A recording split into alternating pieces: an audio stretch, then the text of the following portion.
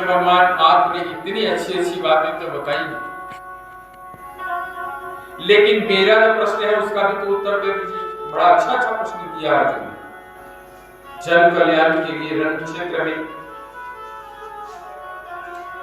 दोनों सेनाओं के बीच गांडी धनुष रख करके शोकाकुल अर्जुन हर एक प्रश्न को जन कल्याण हेतु भगवान कृष्ण से पूछ रहा है और कृष्ण भगवान एक एक प्रश्न को उत्तर दे रहे हैं। अर्जुन ने कहा, स्थित प्रज्ञस्य काहस समाधियस्तस्य केशव सीदतीरिकी प्रभाषेत किमासीत वज्रेत किम। हे कृष्ण, अध्यात्म में लीन चेतना वाले व्यक्ति जो अध्यात्म में पूर्ण रूप से लीन हो जाते हैं, जिसे हम अपने भाषा में कहते हैं स्थित प्रज्ञ, कि क्या लक्षण है? जो व्यक्ति पूरा का पूरा आध्यात्मिक हो जाए उसका लक्षण क्या है? क्या लक्षण है उसके? वह कैसे बोलता है तथा उसकी भाषा क्या है?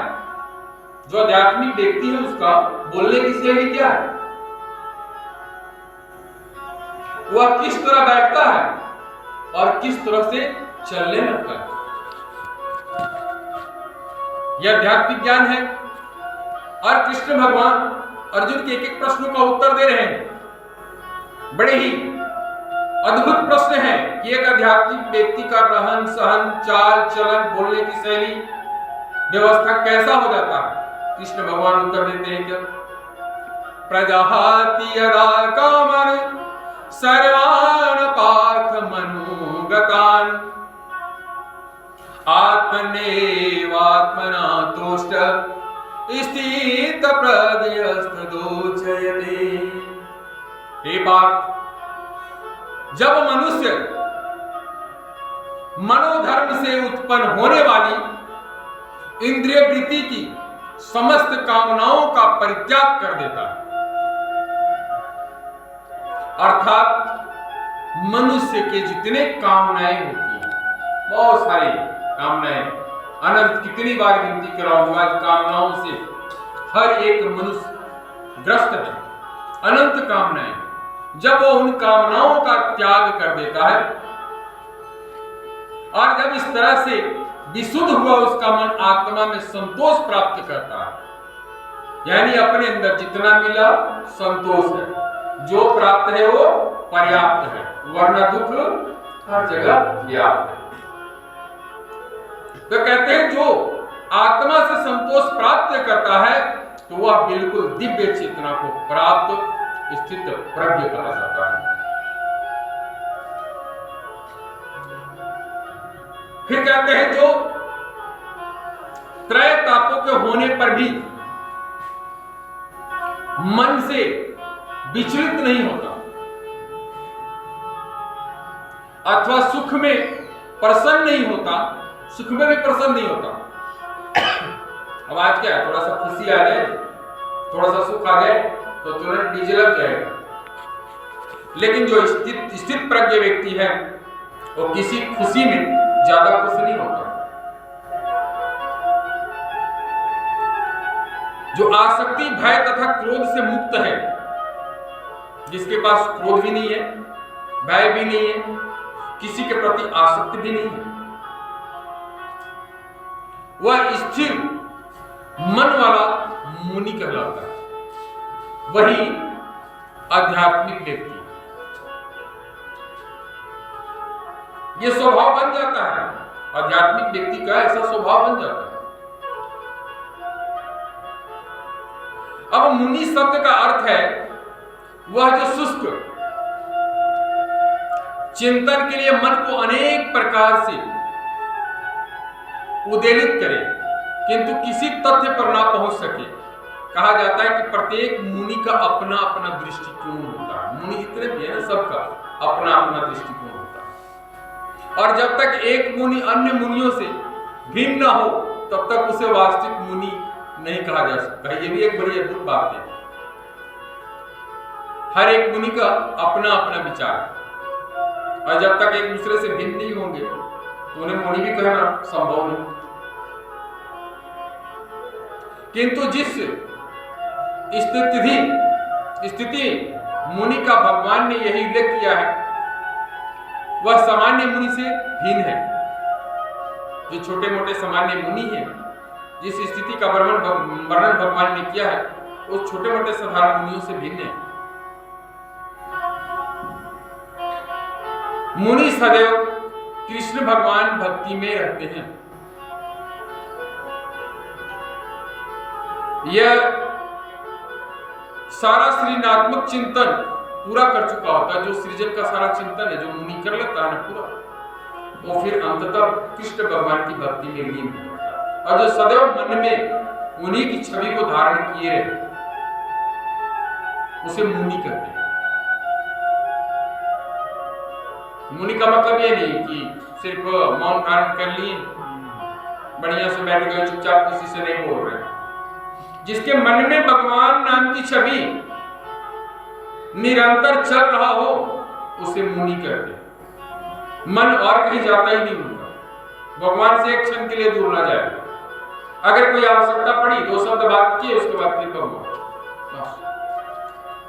मन में पूर्ण रूप से छवि जिसका भगवान का निरंतर चल रहा हो उसे मुनि कहते हैं। फिर कहते हैं कि इस भौतिक जगत में जो व्यक्ति ना तो शुभ की प्राप्ति से हर्षित होता है, अगर कुछ अच्छा प्राप्त हो गया तो हर्षित होने लग गए, और नहीं अशुभ के प्राप्त होने पर उसे घृणा करता है। वह पूर्ण ज्ञान में स्थिर होता है, उसे स्थित प्रज्ञ कहते हैं। जैसे घर में आजकल बेटा हो गया तो खुशी आ गई, शुभ है ना। और ज्यादातर लोगों के घर में क्या है, अगर बेटी आ गई तो शुभ, खर्चा बढ़ गया।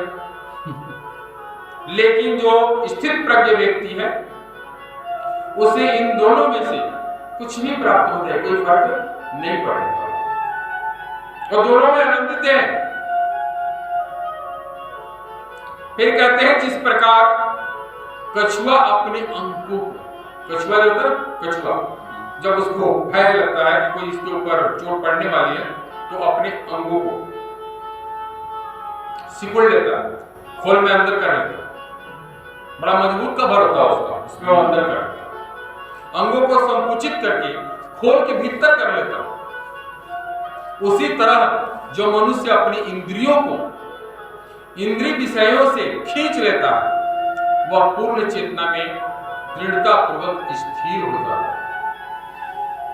इंद्रियों को खींच के लाना, जैसे किसी की इच्छा हो गई खाने की, जीभ में पानी आ रहा, उसे खींच करके ले आया अपने अंदर, ये तुम्हारे योग्य नहीं है। इसे खा करके अपने अंदर और बीमारियां जितनी करो, या हो सकता है बहुत लोगों को आता है दिखाए है पेट भरा हुआ और चाहिए, अरे एक्स्ट्रा ना लो, जितना में तुम्हारा जीवन यापन हो सके, जितना में तुम्हारा पाचन क्रिया सही रूप से संचालित हो सके उतना ग्रहण किए, बाकी छोड़ दो। कोई इंद्रियों को संयम करने का तरीका, जब ये संयम करने की ताकत आ जाए अपने अंदर, और भी इंद्रियां हैं, आंखें, गलत चीज को हम ना देखें, जुबान है, गलत बातें ना बोले, बुरी बातें ना बोले, काम वासना है उसको भी नियंत्रित में हम रखें, अपने नियंत्रण में जब हम रखना शुरू कर दिए, और जो व्यक्ति इसमें सफल हो गया वही स्थित प्रज्ञ। अभी हम पूरा का पूरा श्रीमद् भागवत गीता के माध्यम से कृष्ण भगवान के द्वारा बताए गए धर्म के मार्ग पे चलने की प्रक्रिया और तीनों गुण, तीनों ताप, दैहिक, भौतिक और ये तीनों गुणों से बचने के लिए जो उन्होंने मार्गदर्शन अर्जुन को दिया है वो हम आप लोगों के बीच में रख रहे हैं। फिर कहते हैं कि हे अर्जुन, ये देहधारी जीव इंद्रिय भोग से भले ही निवृत्त हो जाए पर उसमें इंद्रिय भोगों की इच्छा बनी रहती है। ये ध्यान रखिएगा, ये जीव का स्वभाव है। इंद्रिय भोग से पूर्ण होने के बावजूद भी जितनी वासनाएं हैं उससे पूर्ण होने के बावजूद भी इच्छा नहीं मरती उसकी। साधन सीमित है लेकिन इच्छाएं अनंत है, और दुख का कारण भी यही है, दूसरा और दुख का कोई कारण नहीं है। जब तक ये इच्छा समाप्त नहीं होगी इंद्रियों की भोग की, तब तक व्यक्ति सुखी नहीं हो सकता। इसीलिए कहा जाता है कि संतोषम परम सुखम। जिस दिन संतोष रूपी धन प्राप्त हो गया उसी दिन आपका जीवन सुख पूर्वक व्यतीत होना शुरू हो जाएगा। लेकिन उत्तम रस के अनुभव होने से ऐसे कार्यों को बंद करने पर वह भक्ति में स्थिर हो जाता है। कहते हैं कि जब उत्तम रस का अनुभव हो जाएगा, परमानंद का, परमात्मा का, भक्ति का, ज्ञान का, जब इसका लेस मात्र भी आनंद प्राप्त कर ले और फिर अपने इंद्रियों को नियंत्रित करके उसमें लगा दे,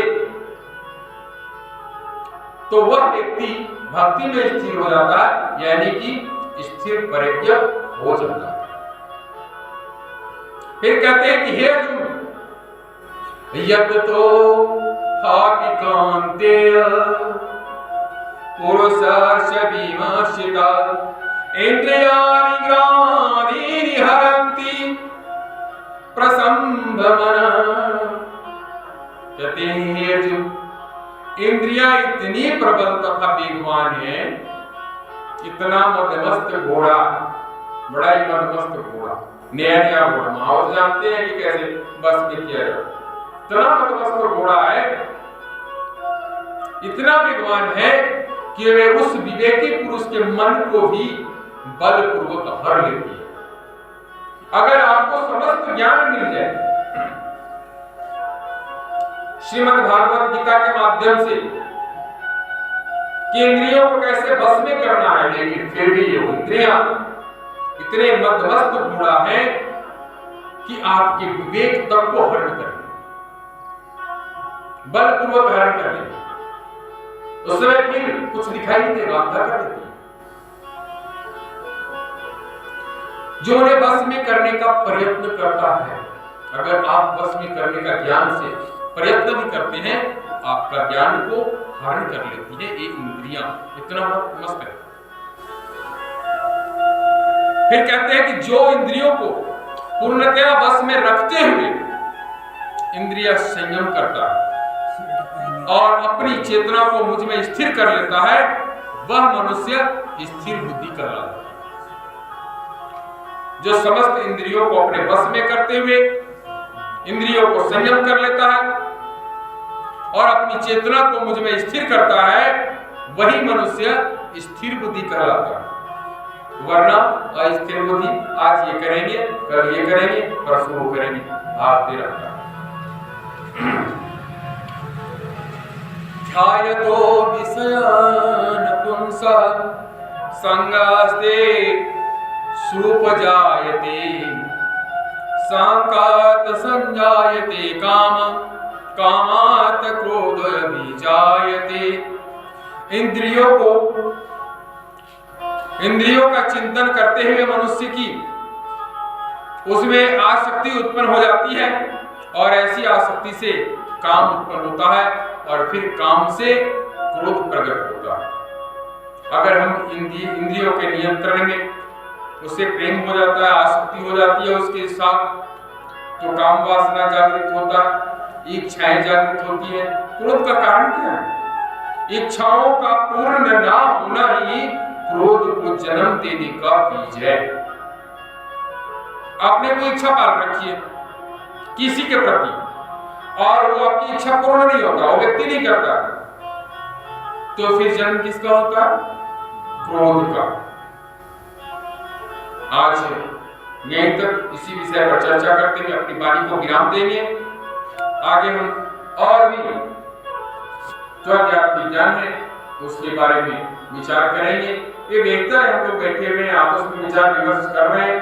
श्रीमद् भागवत गीता का अध्ययन का मतलब है स्वयं के प्रति सबसे पहले जानना।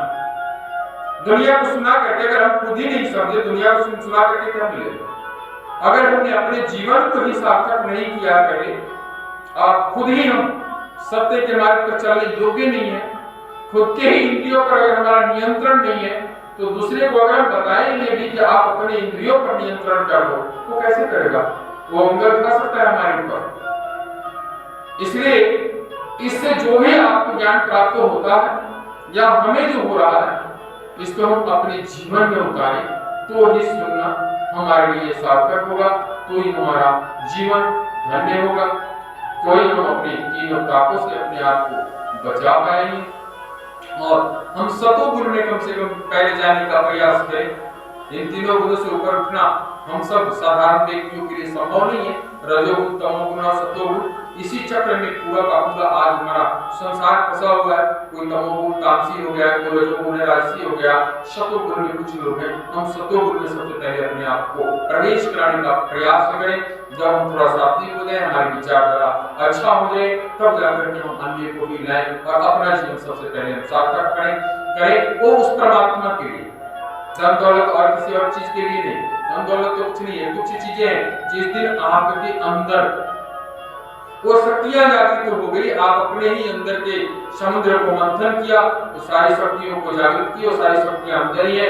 आत्मा ही आपका समुद्र है और मन ही प्राप्त करता है। जब आप अपने आत्मा का मंथन करेंगे तो आपको समस्त रत्न अपने अंदर से ही मिलेंगे और आपका जीवन सार्थक हो जाएगा। लेकिन उस आत्म मंथन को करने के लिए सबसे पहले इंद्रियों को जीतना है, उसके बाद सात्विक विचार करते हुए सत्य के मार्ग पर आगे बढ़ना है, धैर्य रखना है। इस संसार में जीवन क्या है, मृत्यु क्या है, समस्त समस्याओं का या समस्त प्रश्नों का हम कहें तो उत्तर श्रीमद् भागवत गीता में है, जिसे हम आप लोगों के बीच में थोड़े थोड़े करके निरंतर रखने का प्रयास करें। धन्यवाद।